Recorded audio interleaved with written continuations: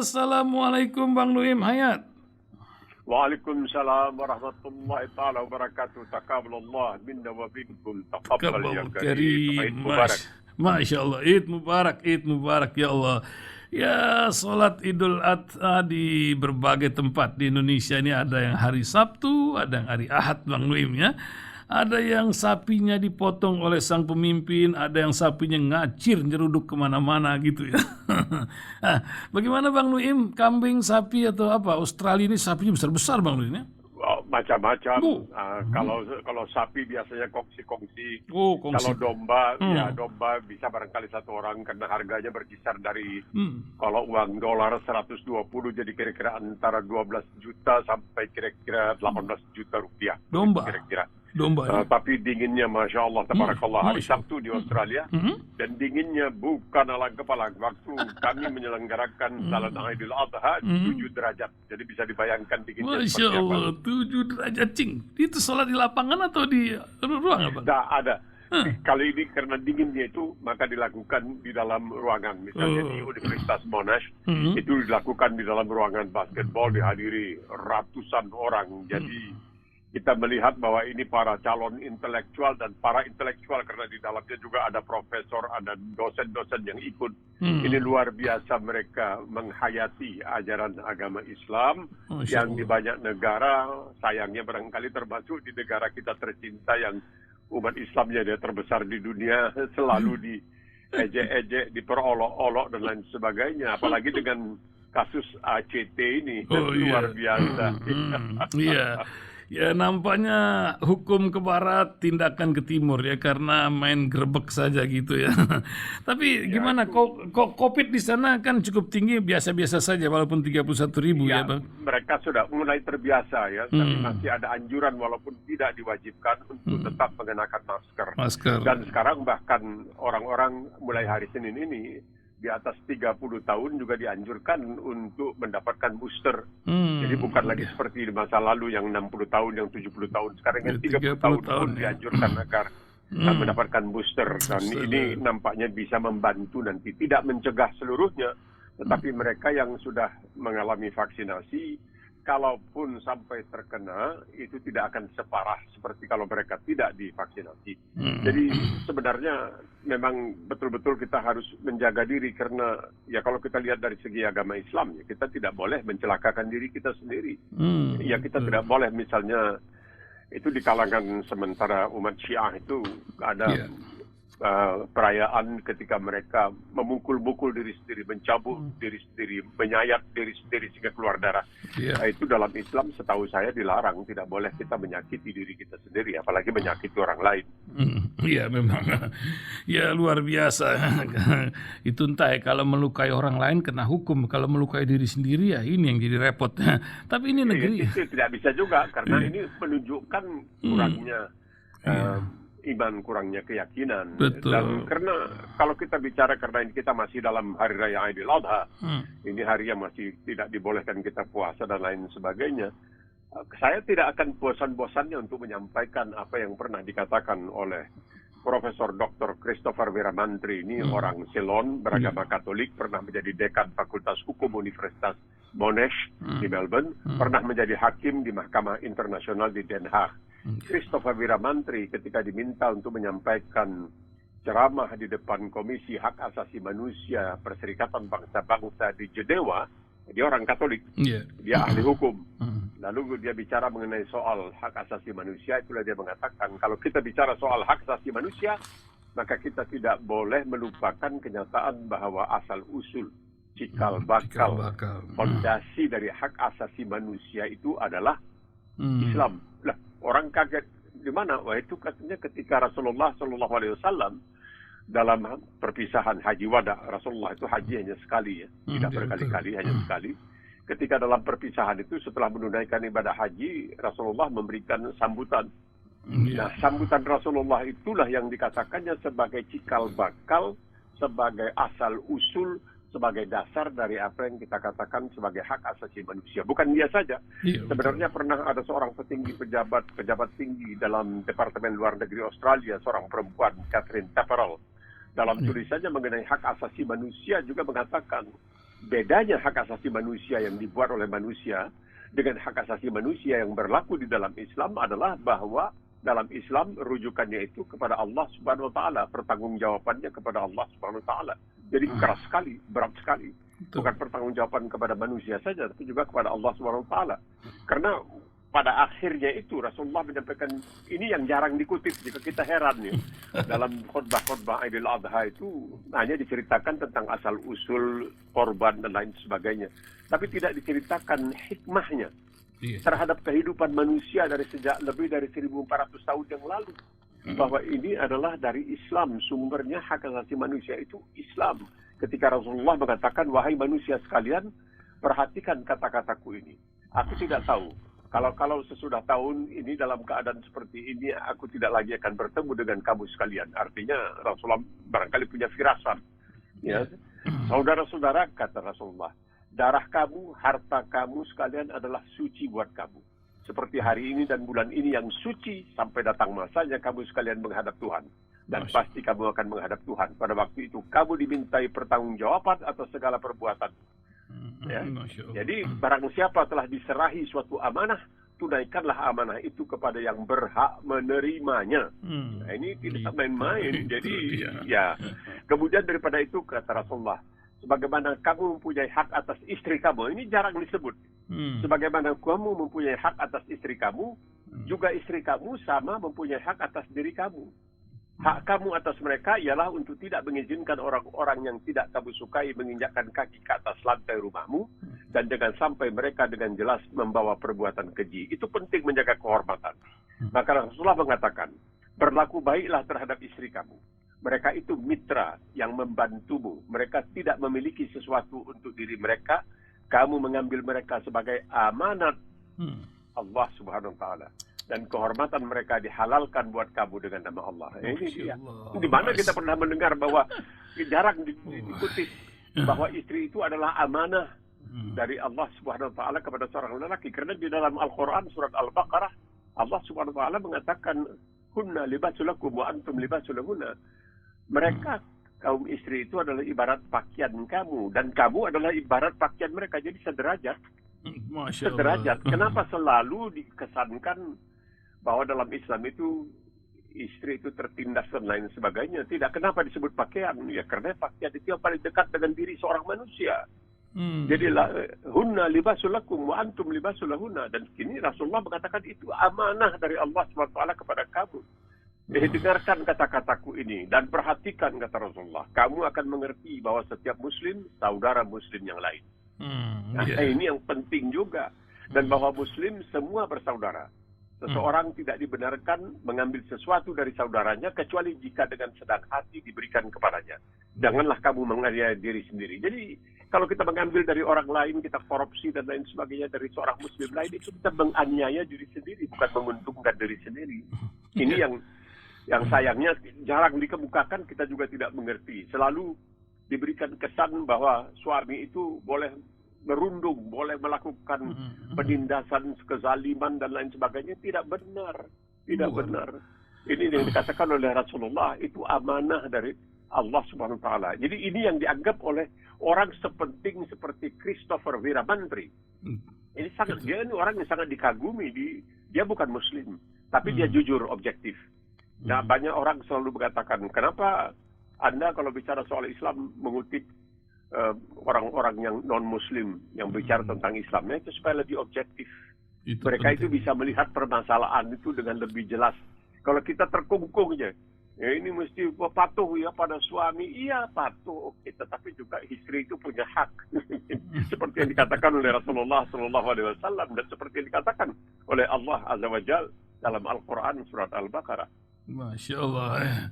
Luar biasa Bang Nuim. Ini kampungnya Christopher Wirawanti ini lagi hang hong Bang Nuim. Sementara Indonesia ini minta perpanjang itu Belt Road sama Cina. Menelunya lagi di Bali sekarang sama Pak Luhut nih, kata Pak Jokowi akhir bulan ini mau ke Cina lagi. Nah ini Sri Lanka ini luar biasa, sampai kah rumah presidennya pun digeruduk macam begitu Bang Nuim ya. Macam mana Bang Nuim ini, hikmah apa yang bisa kita lihat dari menyongsong krisis dunia di tahun depan katanya. Gimana Bang Nuim ini lihat ini? Ini masalah ini raja paksa ya. Raja paksa. Ini raja paksa ini nepotismenya luar biasa. Panjang kisahnya. Jadi ya itulah dia bagi-bagi di kalangan sanak saudaranya sendiri. Jadi harus hati-hatilah kalau berkedudukan itu, jangan anak nanti tak jadi lurah, jadi kepala RT, ketua RT, atau jadi apalah. Hati-hatilah karena nepotisme itu tidak disukai dalam Islam. Kalau nepotisme memang berlaku dalam Islam, maka khalifah pertama itu bukan Abu Bakar Siddiq radhiyallahu anhu, tapi harusnya Ali bin Abi Thalib, menantu sepupu salah seorang pertama yang mengikuti Rasulullah dari sejak di Mekah, di Pugud sebagai pendamping Rasulullah ya. Tapi tidak kan? Tapi kemauan mayoritas apa? Abu Bakar Siddiq, ya, mertua Rasulullah. Kemudian Umar bin Khattab, kemudian Utsman bin Affan, baru Ali bin Abi Thalib. Jadi ini yang menjadi contoh. Nah di Sri Lanka ini masalah ini selama Raja Paksa ini luar biasa. Bagi-bagi ya, kalau bagi-bagi bukan hanya bagi-bagi jabatan, tapi bagi-bagi kekayaan. Kemudian pinjam uang begitu banyak dari Cina, akhirnya apa? Dibuat infrastruktur yang tidak dimanfaatkan. Jadi macam kalau kata orang ke Inggris itu gajah putih. Gajah putih itu harus dikasih makan, tapi tidak boleh ditunggang, tidak boleh disuruh kerja, dan lain sebagainya. Jadi sia-sia, arang habis, besi binasa.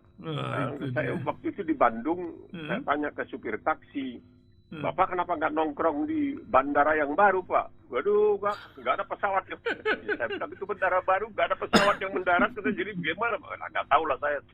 Itu jawab supir taksinya. Mungkin kalau saya rekam, saya adukan ke polisi, waktu itu dia bisa ditangkap. Tapi wallahu a'lam bishawab benar atau tidak. Jadi ini yang terjadi di Sri Lanka.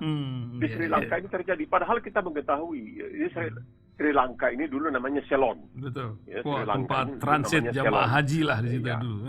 Ya, dia punya misalnya Bandara Naika, John Kotalawala, dan ini orang-orang pintar semuanya. Bandara Naika itu dari suami ke istri ke anak. Nah, itu dipilih secara demokratis.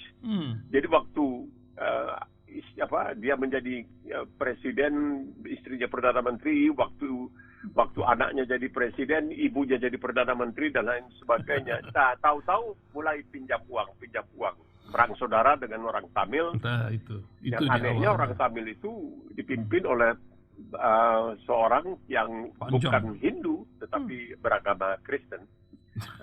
Akhirnya kalah, dan dalam perang saudara itu Tamil kalah dan sebagainya, dan berdirilah Sri Lanka yang bersatu. Tapi itulah ketika Raja Paksa menjadi presiden, kemudian perdana menteri, saudaranya dan sebagainya kacau balau. Tidak ada uang, rakyat kelaparan, ya bagaimana? Masya Allah. Mau bikin apa? Ini seperti yang dikatakan oleh Ratu Prancis barangkali ya, Marie Antoinette, ketika dilaporkan kepada dilaporkan kepadanya bahwa tidak ada roti untuk rakyat, dia bilang kenapa nggak makan kue kalau nggak ada roti? Nah, itu lebih menyakiti lagi. Itu di Prancis ya, bukan di sini. Kalau di sini pisang.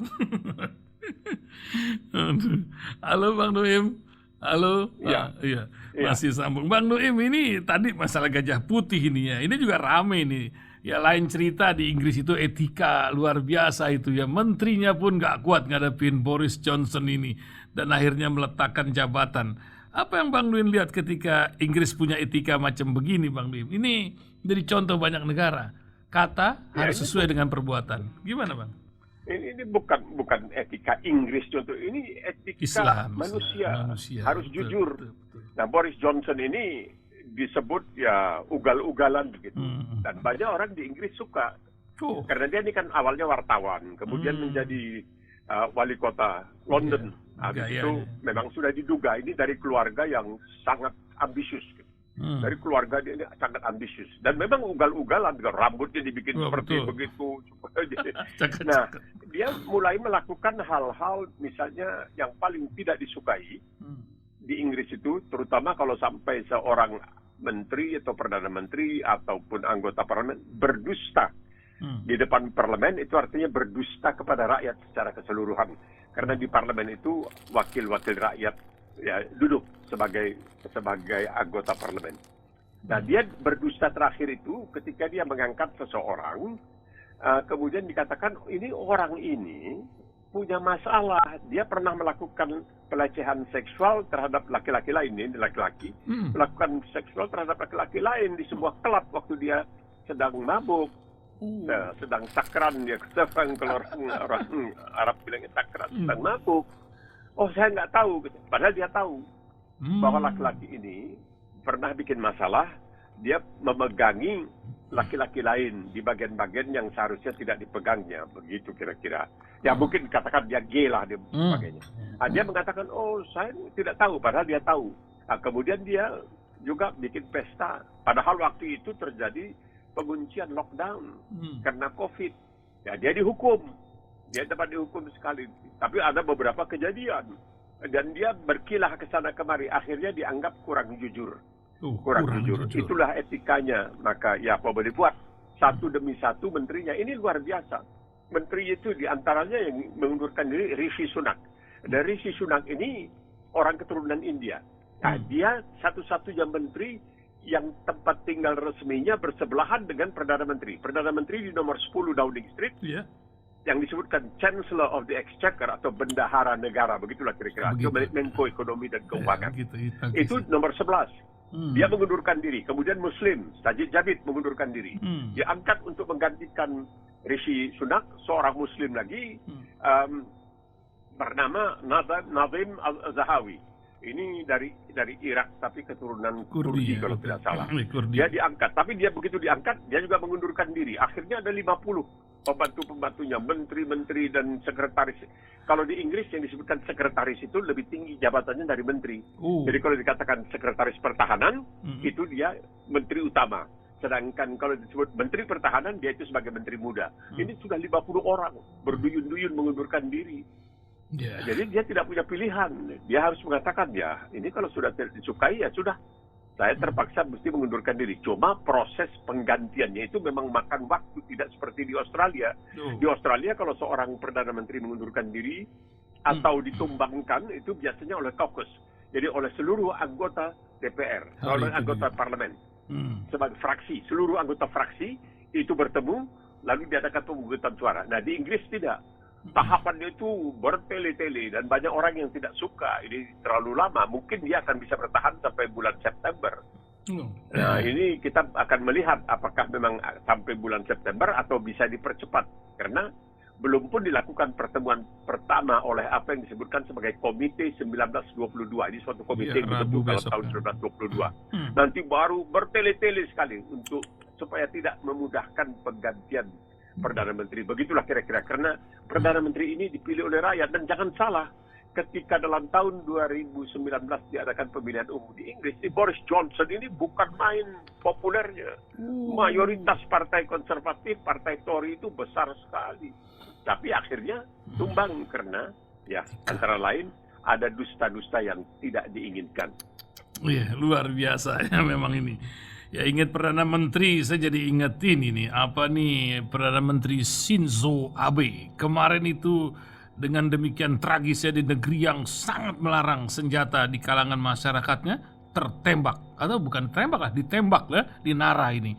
Apa yang terjadi pergolakan di Jepang sana dengan Abe ini yang Bang Dim ketahui orang yang luar biasa ini. Aneh ini ada persoalan kultus itu, persoalan agama. Aliran.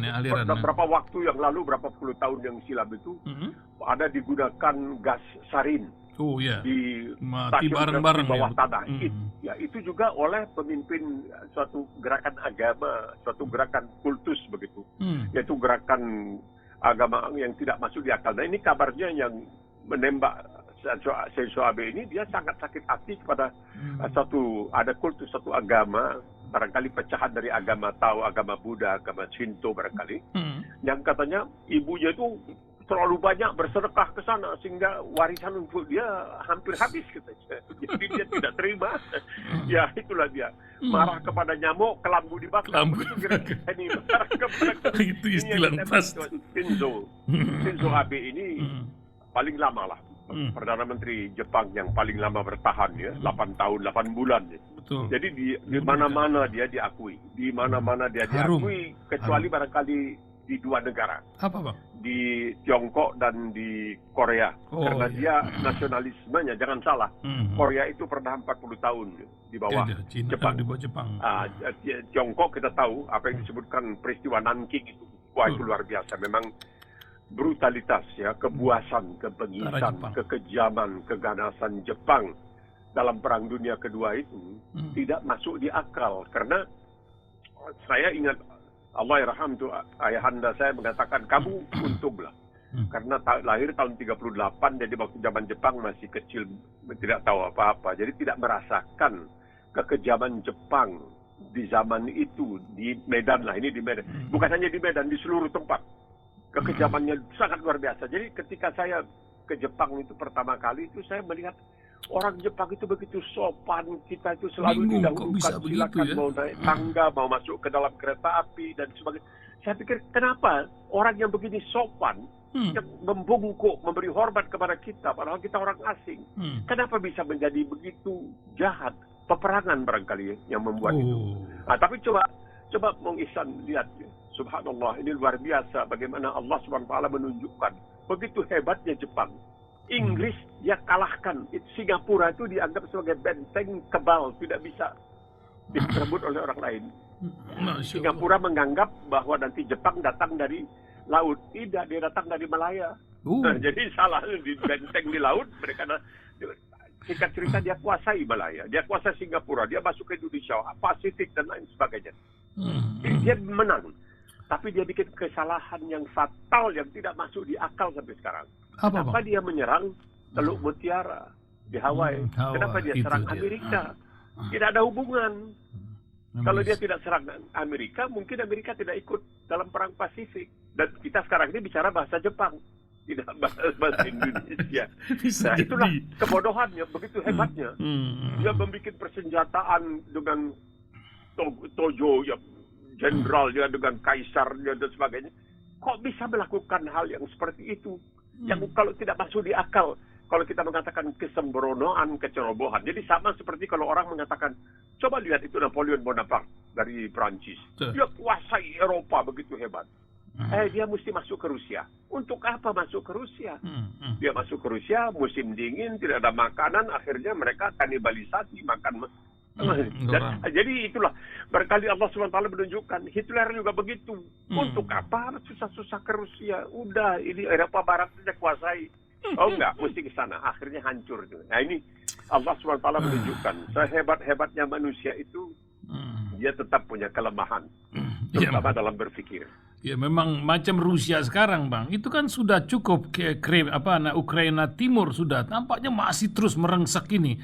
Pasca musim yang menjelang musim dingin ini, apa yang Bang Nuim lihat tuh dari Heng Hong di sana nih yang nggak kelar-kelar ini, Bang? Iya, dia alasannya bahwa di Ukraina itu katanya ada sisa-sisa Nazi. Jadi tidak masuk di akal juga karena presidennya itu mantan pelawak, mantan tukang bikin lucu, Zelensky itu orang Yahudi. Nah, jadi di sini dan tidak mungkin bahwa di sana itu ada gerakan Nazi karena Nazi dengan Yahudi itu macam minyak dengan air ya sangat. Nah ini karena lagi-lagi soal ego. Soal ego ingin berkuasa karena merasa bahwa pernah ada suatu kejayaan yang namanya Uni Soviet. Dianggap sebagai adik kuasa ya, yang betul-betul seimbang dengan Amerika Serikat. Begitulah hebatnya Uni Soviet. Tahu-tahu sekarang terpecah belah habis semua. Dan bukan itu saja. Ibarat sudah jatuh dihimpit tangga, kata orang Melayu. Ini negara-negara yang pernah menjadi bagian dari Uni Soviet, sebagian sudah masuk menjadi anggota Uni Eropa. Ini yang tidak disukai, dan NATO dan lain sebagainya. Ini sangat tidak disukai oleh Vladimir Putin. Ya, Putin itu merasa wah ini bahaya dan dia ingin mengembalikan kejayaan Uni Soviet di masa lalu yang akhirnya bubar gara-gara katanya antara lain gara-gara Gorbachev ya. Ini Gorbachev bikin macam-macam dan lain sebagainya. Jadi dia ingin mengembalikan. Ini mulai dia melakukan yang kecil-kecil sehingga banyak yang ketakutan. Sekarang katanya Ukraina, besok lusa mungkin Lithuania, India. Itu yang. Jadi ini nafsu, syahwat berkuasa. Karena kekuasaan itu kalau ada memang katanya selalu digunakan. Terdorong untuk menggunakan kekuasaan. Maka penting sekali adanya wibawa, bukan kekuasaan. Inilah yang celakanya. Jadi nafsu ingin menguasai. Ini yang bikin celaka terjadi sekarang ini. Sekarang dia sudah kewalahan, sangat kewalahan. Bahkan katanya tentaranya untuk mencari calon-calon jadi wajib militernya sudah kesulitan karena begitu banyak juga katanya tentara Rusia yang masuk ke Ukraina itu yang tewas ya disebabkan senjata-senjata yang diberikan oleh negara-negara NATO, Amerika termasuk oleh Australia. Ini sesuatu yang betul-betul sangat mencelakakan dalam artian Putin itu merasa ya bulan Februari masuk paling tidak April lah musim semi di utara sana sudah selesai. Tidak, berkepanjangan. Ini bisa berkepanjangan lagi terus sampai kapan ini. Dan ini menunjukkan kepada umat manusia bahwa sebenarnya Uni Soviet itu ngomong aja gede. Dan ngomong gede, tetapi tidak ada prestasi sama sekali. Begitu susahnya dia berebut melakukan penghancur leburan dan lain sebagainya. Ini kan tidak bisa diterima perbuatan seperti ini. Tapi kalau kita mengatakan Uni Soviet tidak berhak untuk masuk ke Ukraina, ya kita juga mengatakan kenapa Palestina boleh dizalimi, tapi kenapa orang Ukraina tidak boleh. Jadi kita lihatlah segi dalam tanda kutip positifnya agar orang yang mau berpikir, orang yang punya akhlak, orang yang punya budi pekerti, orang yang punya etika melihat, oh begini dunia ini. Ada satu boleh melakukan kezaliman sesuka hatinya, yang satu dikutuk habis-habisan. Nah ini barangkali kita disuruh berpikir, sebagaimana kita dulu berpikir tentang Jepangnya masuk ke Teluk Mutiara atau Pearl Harbor dan bagaimana Prancis, Napoleon masuk ke Rusia. Masya Allah, luar biasa. Memang ini dunia ini sedang bermain sandiwara ini luar biasa nih yang dikatakan Al-Quran ini. Tapi di sini Bang, di Indonesia ini nampaknya akan diketok. Orang kenal katanya nih di sosmed ini semua bisa kena RKUHP. Masang musik tetangga bisa kena pasalnya, apalagi yang lain-lain. Sementara hukum sedang ditegakkan, tapi gampang sekali pemerintah menutup sebuah organisasi besar pun tanpa hukum gitu berjalanan ini. Apa yang Bang Bim lihat dari fenomena yang ada sekarang ini, Bang? Simpel kah atau menyedihkan? Menyedihkan. Karena kalau orang Medan bilang tuh bawa lupa. Dia bawa lupa, artinya pura-pura lupa. Kenapa pura-pura lupa? Begini. ACT ini dianggap, wah ini Muslim. Saya katakan, kita tidak akan memaafkan perbuatan seperti yang dituduhkan. Dituding yang dilakukan oleh orang seperti Ahyudin, seperti Ibnu Hajar dan lain sebagainya. Itu kan menggelapkan uang rakyat. Uang sumbangan itu tidak bisa diterima. Kita tidak bisa memaafkan kejahatan seperti itu. Tetapi wa idza hakamtum bainan nas an tahkumu bil adil. Ketika kamu menghukum di antara manusia, kamu hukum dengan adil. Kok kita enak saja? Itu kan tembakannya ke Muslim. Ya Muslim. Saya melihat ada satu video yang menunjukkan seseorang pakaian biasa, kemudian dia berubah pakai jubah. Ini dari Indonesia. Kemudian dia mengatakan, gunakan Islam, gunakan Palestina dan sebagainya kalau mau mengumpulkan uang dengan mudah. Mungkin disebut Yusuf Mansur dan lain sebagainya dan sebagainya. Saya pikir kalau ini saya katakan ya, ini semua penipuan yang dilakukan dikutuk tidak bisa diterima dalam Islam. Tetapi wa idza hakamtum bainan nas an tahkumu bil adil, ketika menghukum di antara manusia hukum dengan adil, kok kita tidak berani mengatakan pernah ada masanya seorang bernama Edi Tansil menggelapkan hampir 600 juta dolar. Sampai Bank Bapindo itu bangkrut. Dia kemudian dihukum, masuk di Cipinang, lalu konon melarikan diri. Ini adiknya Hendra Raharja nih. Hendra Raharja juga menggelapkan bukan uang Bank Indonesia, bukan uang pemerintah, uang rakyat Indonesia bernama Bantuan Likuiditas Bank Indonesia, BLBI. Likuiditas itu artinya uang tunai. Itu Samsun Nursal 30 triliun. Innalillah. 30 triliun wahai pendengar Rasil. Edi Tansil hampir 600 juta dolar. Belum lagi ada yang satu yang namanya Tanoto, lahir di Belawan dekat Medan.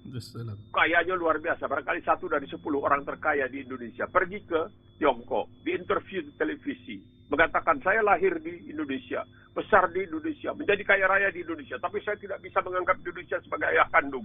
Saya menganggap Tiongkok sebagai ayah kandung. Aduh. Kalau ada orang Arab bilang saya menganggap Yaman sebagai ayah kandung, wah, kadrun ini. Ya, jadi kita ini munafik. Dan dikatakan yang munafik itu darjahnya paling jelek lah. Paling bawah itu nerakanya. Innalillah. Sebab Betul. iya, orang Medan bilang bekilas ikan dalam air tahu kita jantan betina. Yes, Artinya kalau kita lihat ikan yang dalam air itu kita tahu. Ini tidak tahu kita. Dia munafik. Kenapa kalau menjelekkan Arab itu dianggap luar biasa, Pancasilais betul-betul. Tapi kalau menjelekkan yang satu lagi, Osara kamu. Edi Tansil itu, nama itu bukan nama aslinya. Dia punya 2 nama asli. Nama dia orang keturunan Tionghoa dari Makassar seperti Hendra Raharja. Samsun Nur Salim itu bukan nama aslinya, bukan. Dia punya nama asli lain dan dia juga keturunan Tionghoa. Tapi kalau kita mengatakan, oh Sarah, saudara Sarah.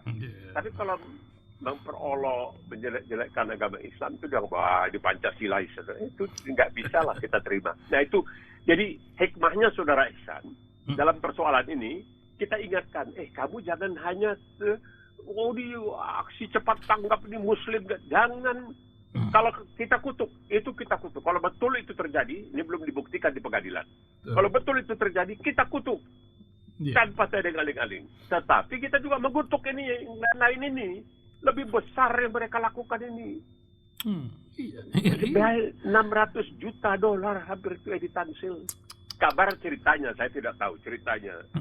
Waktu itu dia di Cipinang. Ini ada waktu sedikit. Udah kelebihan 3 menit. Lanjut, enggak apa-apa Bang Nuim. Untuk Bang Nuim, silakan. Ya, dia ditahan di Cipinang.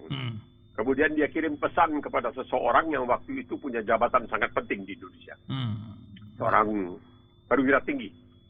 Nah, saya tidak sebutkan angkatannya. Dan dia mengatakan kalau saya terus-terusan di sini, saya akan bongkar semua. Artinya dia akan bongkar, bilang si ini juga ikut terlibat, sini juga.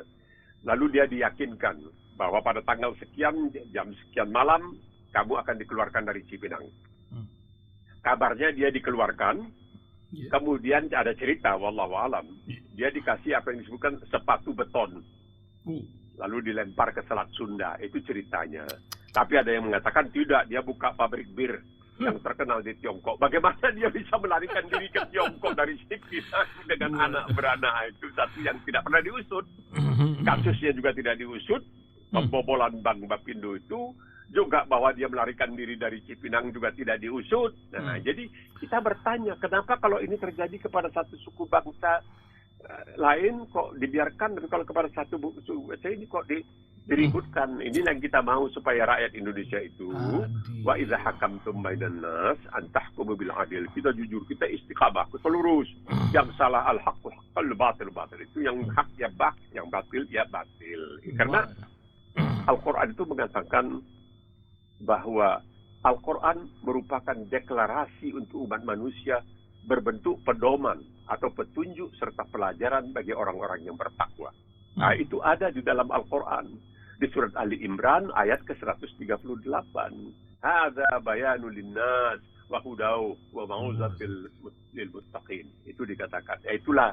Jadi tolonglah, jangan kalau udah Islam itu, waduh. Dan sedihnya kalau yang memperolok-olok, menjelekkan, bilang, oh agama teroris itu, Islam, dibiarkan saja bertimbun-timbun dan dengan suka hati. Tapi kalau orang yang dianggap kurang berpihak kepada penguasa, bicara sedikit saja, nanti bisa ditangkap, dimasukkan ke penjara dan lain. Janganlah. Wa idza hakamtum bainan nas an tahkumu bil adil. Ketika menghukum antara manusia, hukumlah secara adil. Itu ajaran luar biasa. Yang dalam surat An-Nisa itu dipasang di Mahkamah Konstitusi di Jakarta, dipasang di depan gerbang Fakultas Hukum Universitas tertua di Amerika Serikat, yaitu Harvard University, yang sering dianggap sebagai universitas terbaik di dunia. Di situ kutipan dari ayat An-Nisa, ya ayyuhalladzina amanu kunu qawwamina bil qisti syuhada lillahi walau ala anfusikum. Masya. Ya, terhadap diri kamu sendiri kamu juga mesti adil. Terhadap kedua orang tua kamu. Berikan kesaksian. Biarpun itu memberati mereka. Padahal katanya kalau mencari surga, tidak usah jauh-jauh di bawah telapak kaki ibu. Tapi kalau ibu kamu berdusta, kamu mesti berani mengatakan iya. Nah, itu ajaran sadrun. Itu ajaran Islam. Bang Nuim, ini kata manajer kita hari tasrik ini boleh tambah. Kata sama Bang Nuim kita tambah lagi. Boleh tambah waktu Bang Nuim nih ya. Jadi iya. Ini masalahnya. Pertanyaan banyak sekarang. Apa sih kok mesti susah-susah menjadi hafiz, hafal Al-Quran? Biar aja lah orang-orang yang pintar itu berapa orang hafal Al-Quran. Lalu tanyakan kepada saya, untuk apa itu menghafal Al-Quran? Buang waktu. Saya katakan tidak. Saya katakan tidak. Kamu lihat, kalau kamu lihat kitab-kitab suci, agama-agama sebelum Islam, itu banyak yang diputar balik. Sampai sekarang, agama-agama besar itu ada yang kitab sucinya itu antara kitab yang satu dengan kitab yang lain yang dianggap sebagai kalamullah, sebagai kata-kata Allah, itu saling bertentangan satu dengan lain dengan peristiwa yang sama. Jadi dengan adanya hafiz, dengan adanya orang yang menghafal Quran, kemungkinan ayat-ayat Al-Quran diputar balik tidak bisa. Inna nahnu nazalna dzikra wa inna lahafizun. Kami menurunkan ini dan kami berjanji akan menjaganya, akan mengawalnya, memastikan jangan sampai ada penyelewengan. Bayangkan itu termasuk hunna libasul lakum wa antum libasul lahunna. Perempuan, istri kamu itu pakaian untuk kamu dan kamu adalah pakaian untuk istri kamu. Itu just bayangkanlah itu yang di gereja itu banyak surat Maryam katanya dibacakan juga sekarang, begitu Bang Nuim? Iya, karena itu agak mengagetkan karena di Melbourne pernah ada sebuah masjid dikasih nama Maryam. Mereka bilang itu nggak bisa dong, itu nama ibu dari Tuhan kami. Enggak, kalau kami ini ibu dari Rasul kami, Rasul yang agung, Rasul yang dimuliakan, Isa alaihi salam. Setiap kami menyebutkan Isa abda Maryam alaihi salam, itu tetap kami mesti bilang alaihi salam. Oh begitu, ya. Jadi mereka tahu. Nah, jadi ini kalau ada orang-orang hafiz seperti ini tidak bisa. Ini janji Allah Subhanahu wa taala itu, ya itulah dengannya. Inna nahnu nazzalna dzikra wa inna lahu lahafizun. Kami yang menurunkan zikra ini, peringatan ini, dan kami akan memeliharanya. Betul. Jadi itulah yang jadi kenapa orang-orang menghafal Quran, tapi orang tidak tahu dan dengan enaknya. Ini muslim yang bicara. Saya nggak hafal. Itu apa mesti hafal-hafal begitu.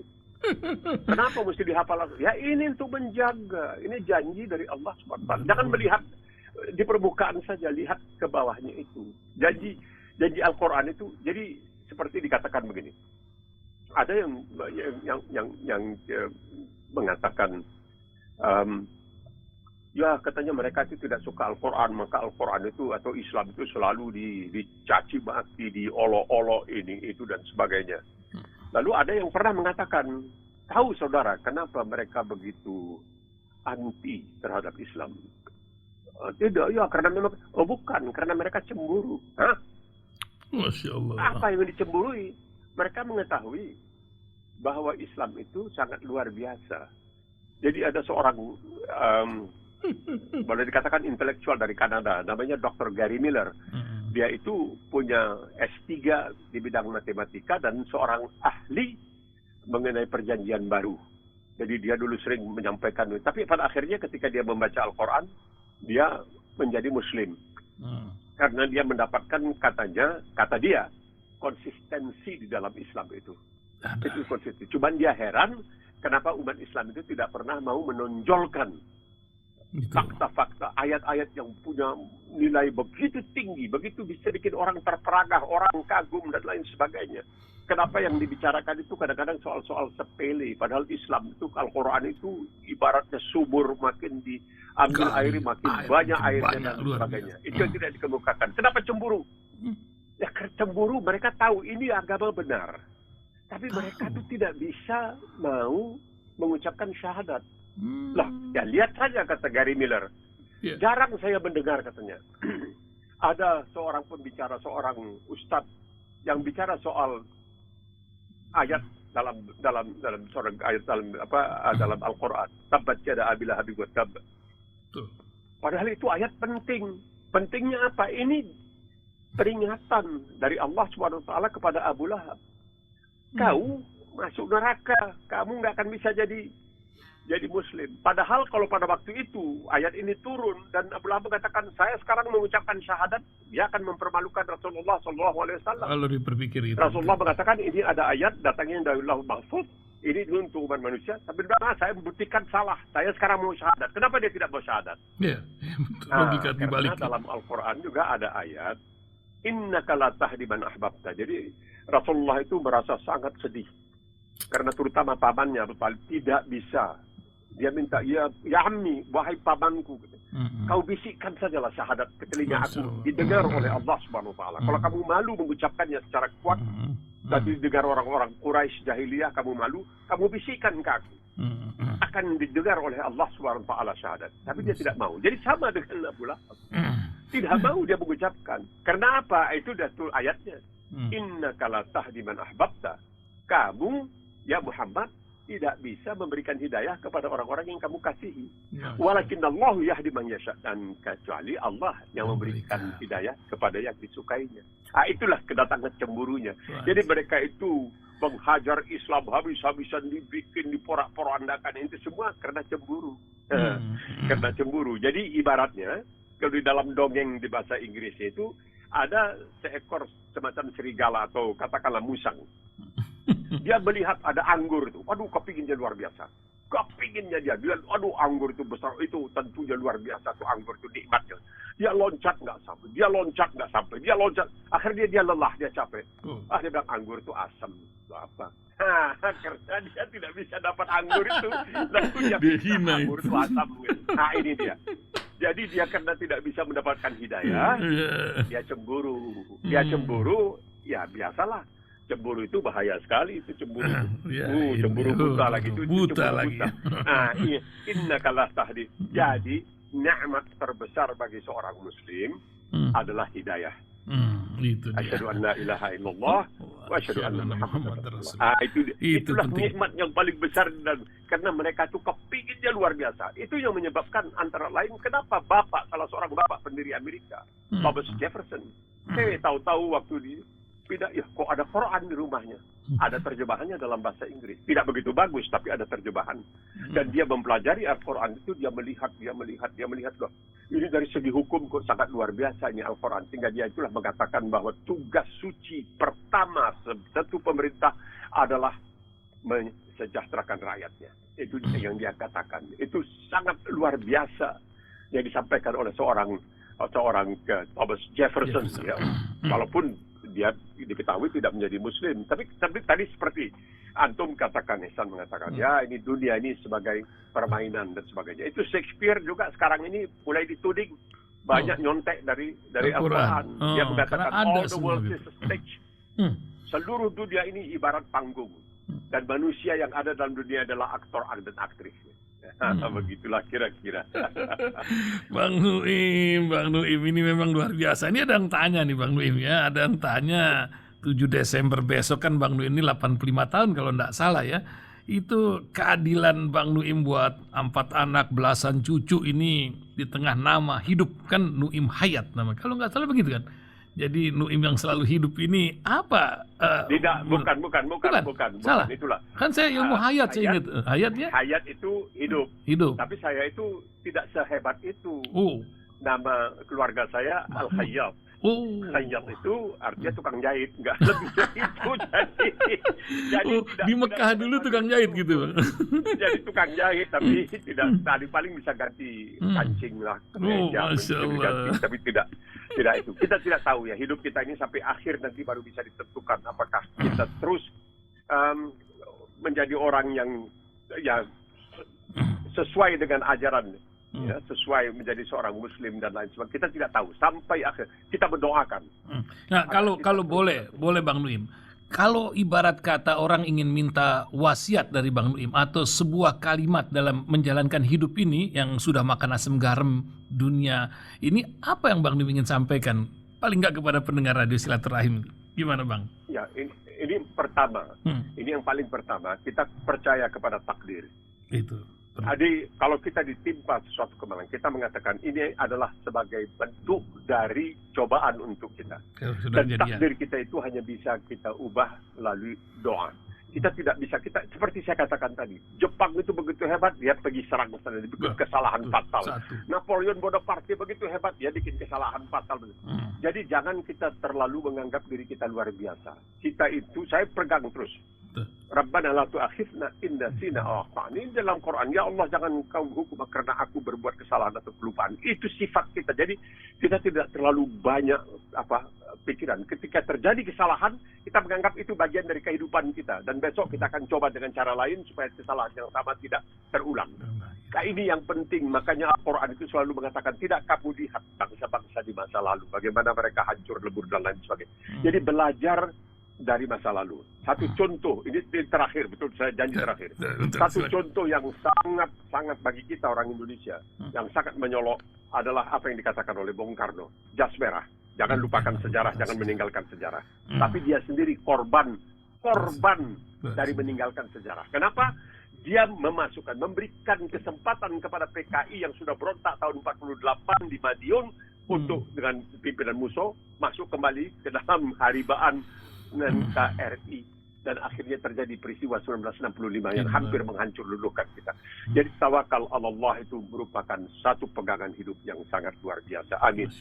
Amin ya rabbal alamin. Terima kasih Bang Nuim, semoga sehat dan selalu manfaat untuk orang banyak. Assalamualaikum. Amin. Waalaikumsalam.